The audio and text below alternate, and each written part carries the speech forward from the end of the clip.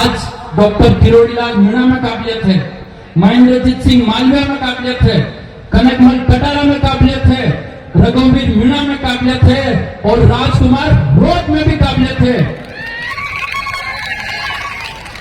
संविधान विरोधी ताकतें आदिवासियों को कभी आगे नहीं बढ़ने देना चाहती।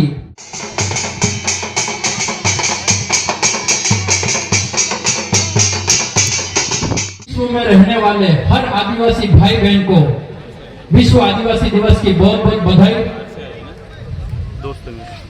आजादी को 78 साल हो चुके हैं। देश आजाद हुआ था 1947 में और आज तक राजस्थान में आजादी के 78 साल हो चुके हैं, लेकिन आज तक हमें एक भी आदिवासी मुख्यमंत्री देखने को नहीं मिला।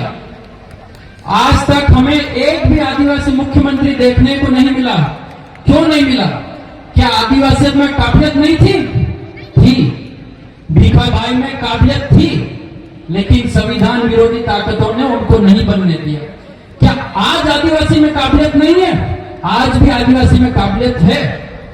आज डॉक्टर किरोड़ीलाल मीणा में काबिलियत है, महेंद्रजीत सिंह मालवीय में काबिलियत है, कनकमल कटारा में काबिलियत है, रघुवीर मीणा में काबिलियत है और राजकुमार रोड में भी काबिलियत है।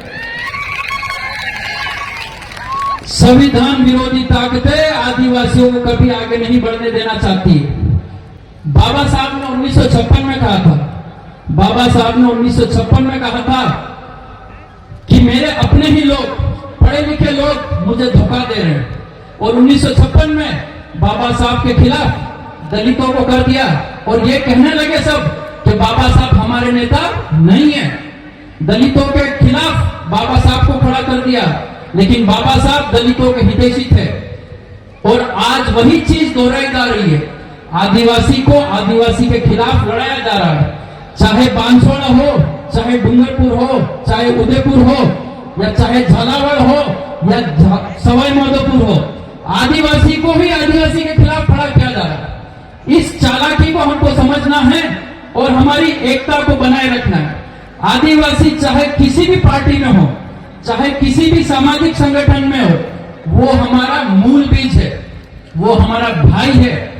संविधान को मानने वाला हर व्यक्ति हमारा भाई है और आज उस व्यक्ति के साथ हमें खड़ा रहना होगा।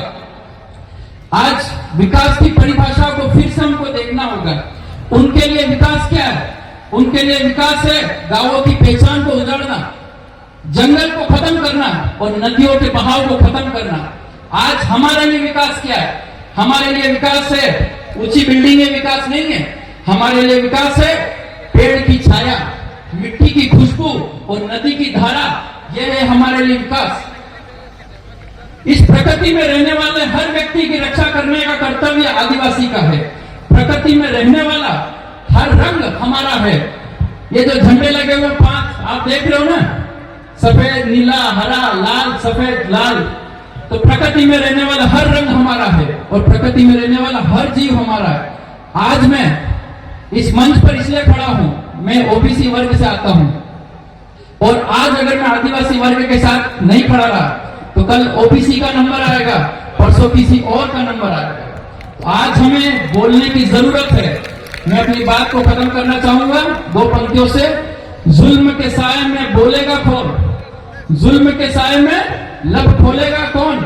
अगर हम भी चुप बैठ गए तो बोलेगा कौन? हमें बोलना होगा, सामाजिक एकता बनाए रखे। विश्व आदिवासी दिवस की पुनः बधाई। जय भारत, जय जोहार।